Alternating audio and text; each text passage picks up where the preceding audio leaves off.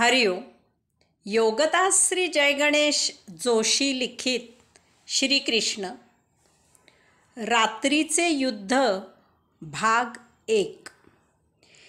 श्रीकृष्णाने मायेचा उपयोग केला आणि त्याचा फायदा घेऊन अर्जुनाने जयद्रथाचा वध केला हे समजताच कौरव त्या धक्क्यामधून बाहेर आले, तेच महाप्रक्षुब्ध होऊन. त्यांनी सूर्य अस्ताला गेला असतानाही पांडवांवर महात्वेषाने हल्ला चढवला. पांडव सेनेची त्रेधा तिरपीट उडाली. पांडवांना सावरायला जरा वेळ लागला.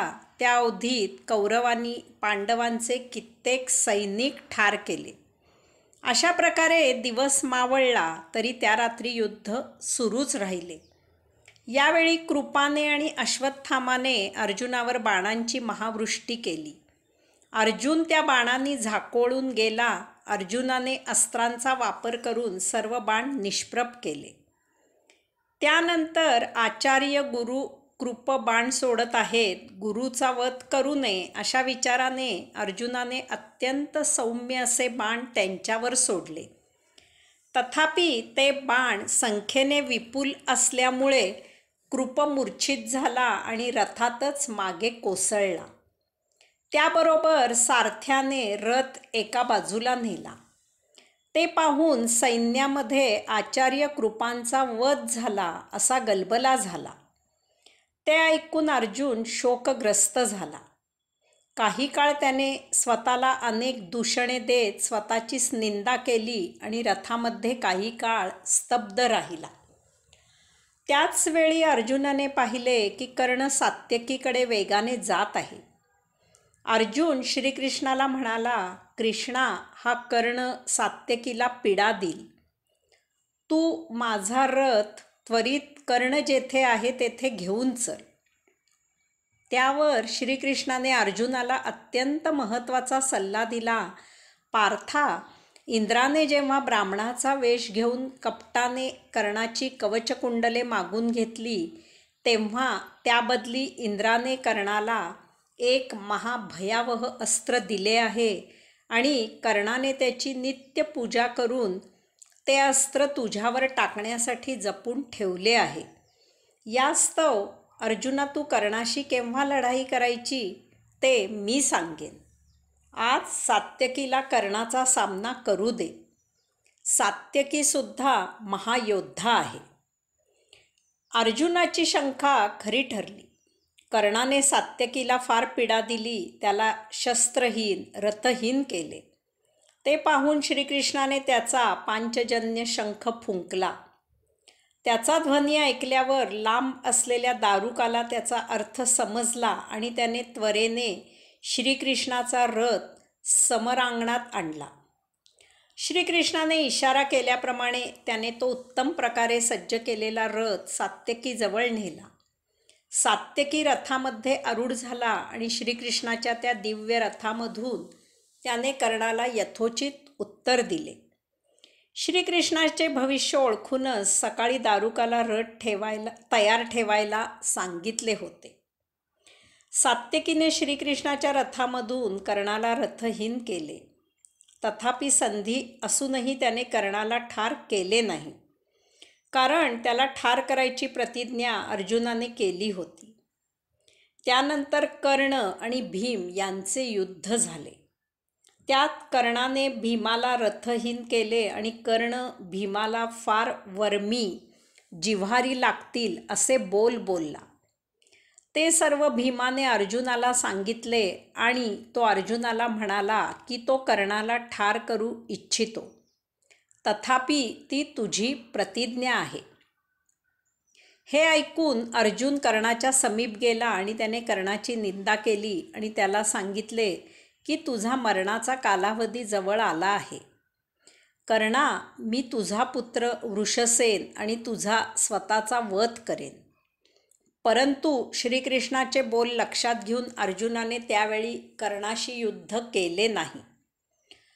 अर्जुनाने नीच जयद्रथाचा वध केला म्हणून श्रीकृष्णाने अर्जुनाची खूप स्तुती केली. तसेच याचबरोबर तो पापी वृद्ध क्षत्रही ठार झाला म्हणून समाधान व्यक्त केले. तथापि अर्जुनाने याचे श्रेय श्रीकृष्णाला दिले. युधिष्ठिराने रथामधून खाली येऊन अर्जुनाला मिठी मारली. त्याने अर्जुनाचे अभिनंदन केले. तसेच श्रीकृष्णाच्या अनमोल सहकार्याबद्दल, समयोचित सल्ल्याबद्दल, अपूर्व अशा सहकार्याबद्दल आभार मानले. त्या रात्री महाभयावह युद्ध झाले. सात्यकी आणि भीमाने महापराक्रम केला. तो पाहून दुर्योधनाने धसका घेतला. तो निस्तेज झाला. केविलवाणा चेहरा करून तो अश्रू गाळू लागला. अर्जुनासमोर टिकाव धरायला द्रोण, कृप, कर्ण, अश्वत्थामा, दुःशासन, तो स्वतः इत्यादी असमर्थ आहेत याचे भान येऊन तो निराश झाला. सर्वांसमोर जयद्रथाचा वध झालेला तो विसरू शकत नव्हता. 7 औक्षहिणी सैन्याचा एकट्या अर्जुनाने वध केला होता. सर्व जगाचा अपराधी असल्यासारखा चेहरा करून तो द्रोणाला भेटायला गेला. त्याने स्वतःला दोष देत द्रोण, कृप, कर्ण, अश्वत्थामा इत्यादींची निंदा सुरू केली. जयद्रथाच्या हत्येचे पाप स्वतःच्या माथी लावून घेतले. त्याला द्रोणाने नेहमीप्रमाणे अर्जुन आणि श्रीकृष्णाच्या पराक्रमाचे वर्णन करून गप्प करण्याचा प्रयत्न केला. त्याच्या पापाचा घडा त्याच्यासमोर रीता केला. शेवटी द्रोण त्याला म्हणाला, राजा, मला घायाळ करणाऱ्या तुझ्या बोलण्याने व्यथित होऊन चढाई करण्यासाठी मी पांडवांच्या सैन्यात घुसत आहे. माझ्या पुत्राला अश्वत्थामाला माझा निरोप सांग की जीवात जीव असेपर्यंत तू पांडवांना सोडू नको. मी त्याला जो उपदेश केला आहे त्याचे तंतोतंत पालन कर. एवढे बोलून द्रोणाने पांडवांवर आक्रमण केले. त्यानंतर दुर्योधन कर्णाकडे गेला. त्याने द्रोणाची निंदा सुरू केली. त्यावेळी कर्णाने त्याला गप्प करत सांगितले की तो वृद्ध ब्राह्मण या वयातही त्याच्याने जेवढी होईल तेवढी पराक्रमाची शर्थ करत आहे. त्याला दोष देऊ नका. कर्णाने दैवाला दोष देऊन दुर्योधनाला शांत केले. यानंतर दोन्ही बाजूकडील सर्व योद्धे, हत्ती, घोडे थकले आहेत हे जाणून अर्जुन रणांगणाच्या मध्यभागी गेला आणि त्याने काही काळ विश्रांतीसाठी युद्ध थांबवावे असे सर्वांना आव्हान केले. त्याला सर्वांनी सहमती दर्शविली. सर्व सैनिकांनी याबद्दल अर्जुनाची प्रशंसा केली. अशा प्रकारे काही काळ विश्रांती घेतल्यावर पुन्हा युद्धाला आरंभ झाला. त्यानंतर त्या रात्री बहुतेक सर्वांचे सर्वांशी युद्ध झाले. कधी पांडव वरचढ होत होते तर कधी कौरव वरचढ होत होते. महाभयावह नरसंहार झाला. कित्येक सैन्य आणि राजे ठार झाले. यात पांडवांकडून अर्जुन, भीम, सात्यकी इत्यादींनी आणि कौरवांकडून द्रोण, कर्ण, अश्वत्थामा इत्यादींनी महापराक्रम गाजविला. रात्रीच्या पूर्वार्धात भीमाने कौरवांना सळो की पळो केले. तथापि रात्रीच्या उत्तरार्धात कौरवांकडून कर्णाने पांडवांना त्राही भगवान केले. यावेळी कर्णाला आवरण्यासाठी अर्जुन जाऊ इच्छित होता. तथापि श्रीकृष्णाने अर्जुनाला कर्णाजवळ युद्ध करण्यापासून पुन्हा रोखले. श्रीकृष्णाने अर्जुनाला सांगितले की ती वेळ अजून आलेली नाही.